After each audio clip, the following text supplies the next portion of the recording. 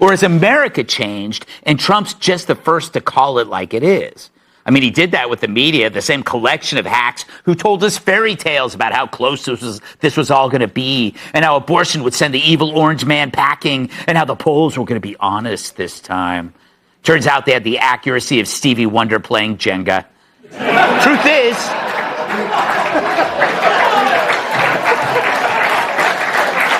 so cheap. The truth is, Musk and Joe Rogan and a few other podcasts did more to get the word out on this election than all the legacy media combined. It's amazing. Tells you one thing, legacy media is dead. It is. I only hope that if Brian Stelter jumps from a window, it's from the first floor so he won't crush dozens of pedestrians. But there's another group that's over, too. It's Hollywood, all the virtue signaling from the Anistons and the Clooneys. It didn't mean a thing. All that Botox must have paralyzed their brains into believing it matters what they think. Sorry. Hey, gang, it's me, Dr. Steve, and it makes me very happy to say that this election basically ended the legacy media's relevance in America, maybe even the world. Many said that Trump on Joe Rogan was the final nail in the coffin. Tucker's actually been saying this goes back to the assassination attempt in Butler back in July, when the world more or less bypassed the legacy media that was just frozen into time, saying things like, Trump fell down when they heard loud popping sounds or something like that. And instead, they were getting minute-by-minute updates from X. But most importantly, you could see the stark difference between the campaigns. Now, the pure idiocy of the Harris campaign to assume that, a bunch of endorsements from multimillionaire celebrities and elites would actually carry weight when most Americans were struggling to pay the bills, probably not a very good strategy. I mean, the irony is that the people who would be moved by what Jay-Z or Oprah or Beyonce or Taylor Swift or J-Lo got to say are not exactly the people Kamala needed to persuade. I mean, she already had those people, those who could vote, that is, 15-year-old girls. The vast majority of Taylor Swift's fan base obviously weren't even old enough to vote. Trump alternatively put himself out there. He took risks. He went on the shows and the podcasts that had actual authenticity and massive reach, something an elitist would never dare to do. So it's clear to see that for the next 4 years, the legacy media is going to have to undergo some kind of major, massive rebrand. I do think it would be foolish for us to believe that the legacy media is just going to roll over and disappear. Instead, legacy media is probably going to try to come back with a very strong and powerful vengeance. Now, how, I don't know, but that does raise the question, what can we do as patriots to protect our freedoms and, more importantly, our information? How can we influence this landscape so that the truth can be carried through the culture over the next 4 years and beyond? Well, joining me today is my favorite publisher, Joanna Hunt. And before we get into chatting with Joanna here, Joanna has an amazing free training coming up where she's going to show you step by step how you can create your own non-woke media outlet in a published book. Many Turley talkers have published books through Joanna and her Silversmith Press. I've actually got a ton of them behind me on the bookshelf in my office. So if you ever had this itch to get your story published, you would definitely want to attend Joanna's free training. Just click on the link below to register, or you can scan the QR code on the screen. Joanna, welcome. Great to see you again. Oh, thank you, Dr. Turley. I am so glad to be here. I'm so proud to be an American, to be a Texan, and to be advancing truth and freedom for our country. It's a great day. I would say you normally are always showing off around me with, I'm from Texas. I know you rub it in. I'm in the greater Philly area, but now I get to show off a little bit, Joanna, because what state brought it home? You did it. Congratulations. Congratulations. It is. It was so exciting. I mean, what did you think about the election? I mean, again, you're from the great state of Texas, and it is. I love Texas. I love going on down there. You guys had an amazing night. I mean, Trump won by double digits in Texas. What are your general thoughts? What were your feelings that night? Yeah, I think by and large, so much crazy has happened in this world. I personally just kind of braced myself for anything. It's like, okay, well, are we going to have another wave of foul play at the polls, or what's really going to happen? And so I kind of just went to bed, said a little prayer, got up in the middle of the night and looked like a lot of people. And I was like, oh my goodness. But I think this tells us really where the heart of the American people are. We heard that the Amish came out for the first time in droves to stand up for conservative values. And, we have seen this support in the media. We've talked about it in the past with movies, with different things where things that have a woke agenda being crammed down our throat are not doing as well. But when something that supports faith, family, and freedom comes out, people come out in droves to support it. So we're seeing people rise up, take action, and we're seeing a difference. So I'm excited. I love it. Now, you've been on the front lines of the publishing world and the media, one of the major forms of media out there. But you've talked a lot about how bad things have gotten, particularly with the legacy media and our publishing industries in recent years. It seems like if I'm tracking with you correctly, you're arguing that that we've actually seen the legacy media and the publishing industry get really woke, really bad, real fast. Can you just flesh that out for us? Yeah, absolutely. And one thing we have to realize, there's a bigger agenda at play. And those who are after our country and after our freedom have a very, very specific playbook that they're following. And if you look at what does it take to take over a country, one of them is take over the media, take over, values, push, break down the family unit, push agenda in print, in media, in all areas. And so we have to step back and say, okay, what is really happening here? And then if you take a step back further, I really believe there's a spiritual agenda at play, and that we have a spiritual assault on our country as well. And so the battle for freedom has been going on since the founding of this country. I mean, it should be no surprise. We've had wars for years. We've had, just even getting away from England, we go back to the Declaration of Independence. That was signed way before we actually had our independence. But it was strong men, women, children, everybody standing up for what we believe in, for what's right, for what's true, and taking action in our respective spheres that really makes a difference. And so what my heartbeat is today, there's so many people that wake up and go, oh, yay, we've got the ball, and then everybody just kind of relaxes and watches and waits to see what happens. But what I was thinking about today, and as I was preparing to talk to you, was one of my favorite Bible stories, which is David and Goliath. And so one man stepped out, took a shot at the giant.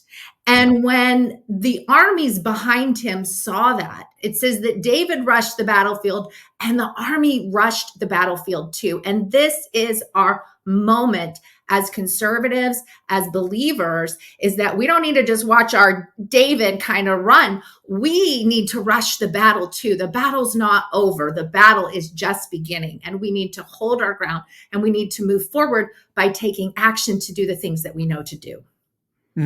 Oh, I love it. Whenever I hear David and Goliath, I always think of the original. They call it the proto-evangelium, right? Isn't it Genesis 3:15, 3:16, where God promises that he will send enmity between the woman. It's part of when he's talking to the serpent and cursing him. And he promised, I'm going to send enmity between you and the woman, between her seed and your seed, and he will crush your head. Yes. And you will strike his heel. It's considered the first gospel proclamation that God, in destroying the serpent, will be bruised in some way, shape, or form, but he's going to crush the serpent's head. And when of course Goliath gets he gets the slingshot, the rock right into his head, and then gets his head cut off. It's just the imagery of David as a Christ figure is really cool.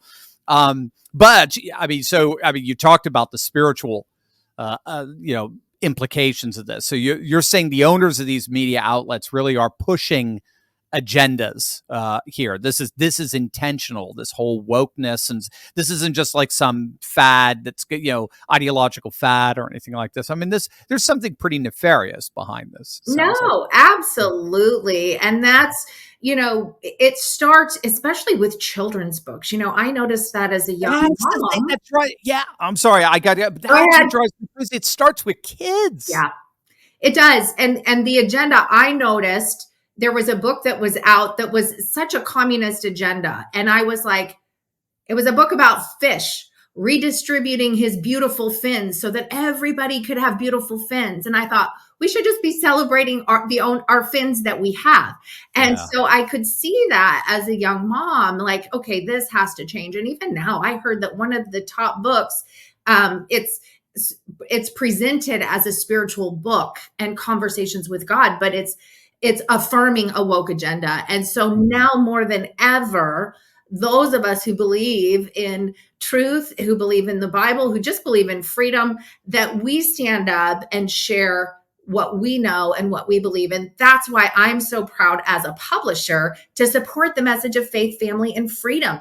Yeah. So many people come to me and they say, I can't find a publisher. They only want extreme viewpoints. They want the fringe things. And, I'm saying, guess what? We want to get back to flood the market with truth. We want to give options. I'm so proud of our children's authors. We do fiction, nonfiction, children's books. We do, it doesn't have to necessarily be a political book or a faith-based book, but just something that's wholesome for the family where you can feel good that, hey, I am giving this book to my child to read. I'm actually going to brag on one of our Turley authors, and that is Susan Mason, The Secret of the Terabell. This is a book for young readers, 8 to 12 years old. It's mystery. There's some dinosaur action in there. And the child is also facing just real world difficulties like we all have in recent years. And I'm so proud of this book because it's so well written. Even the editor was saying that should be a movie. Like, you got to push that book. I'm going to share that especially if you're looking for something to give to just help your kids learn to read. This is such a great book. I also want to brag on Marianne Carlino, Stopping School Violence. She was a teacher who saw red flags and had to really stand up and fight the school board to take action to protect the kids. And so we have so many amazing Turley talkers in your audience who have come to me based on our partnership and said, yes, I need help writing a book. I need help publishing a book. I don't know where to start. I don't know if I have enough material. I don't know if I should even do this or not. Well, we take passionate conservatives and we help them find their voice and shape their message through their books. And then, if there's other things that they want to do beyond that, we're branching out to help amplify the message of truth in other formats. And so that, you had mentioned that link. If you are interested in writing or publishing a book, you want more information on what we're doing, publishandgo.com/Turley is the link, publishandgo.com/Turley. And so, that is my plight. I was raised in a military family. I've mentioned this before. Both my grandfathers fought in the war. They were pilots. My grandfather was a pilot. He was a trainer, and he trained Chuck Yeager, who broke this. Oh, wow. The sound barrier. So it was instilled in us. He was also in Pearl Harbor. So I got to interview him for his original story being bombed. But it was instilled in us to stand up for faith, for family, and for freedom. And so this is my way to do that. It's like, okay, let's bring the voice out. Let's bring something written to bear. What I love about a book is that it can't be altered or shadow banned or taken down. Nobody can control what happens. This book is done. Nobody can change it. If we bury it in the dirt, somebody's going to find it and read it. And Right. that's what I love about books and media and about truth. I have a collection of books from the 1800s, and it's the same words today as it was Yep. back then. So that's what I love about books, Dr. Turley. And I know you do too. We get a little bit on our tangents when we talk. We get geeky. Yeah, we geek out on our books. That's right. God is a publisher. God takes his imaginations and puts it in a book, and certainly generations have tried to stamp that book out, and to no avail, precisely because of the permanence of the medium. Absolutely. So if people click on the link below or scan the QR code, can you just give us a little bit of a summary of what to expect when Yeah. they contact you? Yeah. Sure. Well, we're broadening our way of helping people, which is awesome. You know, we've started out as a boutique publishing house, and I say that we give the same experience as a top 5 publisher. And I know because I worked in the industry for 20 years, I've worked with top 5 publishing houses, top agents. I've helped draft campaigns for #1 best-selling books and New York Times best-selling authors. And having that experience and that background is what impassioned me to take a stand in this area. And so if you come to us, you know, we're going to ask you a few questions. We're going to see if there's a good fit. We're going to see, you know, what do you need? Do you need writing and coaching support? Do you just need the publishing? We have all kinds of different avenues to be able to help people. If you want to add marketing support, we're doing that as well. And so I'm just really proud of our little growing company, Silversmith Press. Silversmith Press is a nod, of course, to Paul Revere, who wrote proclaiming truth and telling people to wake up and stand up for battle. And so that's what we're doing with our labels. We're saying, wake up and stand up for battle. It is not time to just relax and let the front runners go. It's time to join the battle every way we can. The battle is for truth, and we need to speak truth. Yes, go ahead. Thank you. Yes, no, all hands on deck. Absolutely, gang. This is, it's amazing. We have had so many Turley talkers work with Joanna and getting their ideas in their mind poured out on the pages of a book. And we actually just had a wonderful afternoon where I got to interview a bunch of these Turley talkers just real quick, just to see what their projects were, their books were, and everything. I mean, the diversity of topics you deal with, Joanna, are amazing. I mean, nonfiction, fiction, biography, autobiography, faith-based books, history. I mean, it's just the swath of the library of information that comes out from your authors is stunning. Oh, thank you. And it is my complete joy. And it's really my ability, you know, my sweet spot is to help bring the project that's in your heart to life. Yeah. I tell people, you know, I have expertise, but we're not writing my book, we're writing your book. So how do we help you feel your message and share your message in an authentic way? And that's my big promise, is that you're going to love your book. You're going to be proud of your book. You're going to be making impact and having influence in your circle and getting truth out into the world. And I've just noticed, you know, we've known each other for a while now, and I've just seen it. I mean, you love that book out of them, as it were. I mean, you really are. You're so encouraging, and you draw the book out of the person and enable them to reach that level of inspiration that require, you know, that's needed in order to write a book. You really bring that out, and it's just so cool to watch. I mean, how you're really part of that process. The term stage mom is probably too right. The stage mom, I can see licking their hair and making, you know, that kind of stuff, but just, you're so encouraging, and I could see you just being right there with them, and you're excited with them when you see that final product published. And that's just the coolest thing in the world. I know, because I mean, I've written books, and it's such an amazing sense of accomplishment, but I see you sharing in that sense of accomplishment and amazement with every one of your students. It's so awesome. No, thank you. And it's my greatest joy. I have people, they say there's no greater agony than the untold story within. And I have people come to me saying, I've tried for 20 years to get my book out, and I just don't know how. And that's the thing. There is a system, and there is a path to get your book out. And so that's kind of my first thing I tell people is like, look, if you have a passion to write a book, chances are it's because you've been impacted by a book. And if you've been impacted by a book, it means you read books. And whether you realize it or not, you have a non-conscious program inside for what good writing is. You can read a book and go, this is good and engaging. This is not good and engaging. And so I teach people how to move the roadblocks, our internal dialogue that keeps us stuck and inactive, so that we can just be who we are and let our little non-conscious author program out. And then the good part is, because we have the publishing program, we have a team of experts and editors and content reviewers and layout. And the team that we have also supports top 5 publishers. So I am a huge proponent for having excellent work, not just we're grabbing the cheapest and the fastest and just pumping it out there. No, we're going to make sure that your book looks like it could hit the New York Times bestseller list if you were to get there. So we're so proud of the product that we offer. And I'm so proud of all of my students. I'm so grateful to be working with you to promote the conservative voice and the voice of truth in the marketplace. Absolutely. Well, they love you, Joanna. They do. That's all we hear back. It's just how much our authors love you. Gang, if you've ever wanted to write a book, this is it. This is your opportunity. Just register for Joanna's free training. Click on the link below, or just scan the QR code and see how you can influence the world for the better by publishing your very own book. Joanna, it's great to see you again.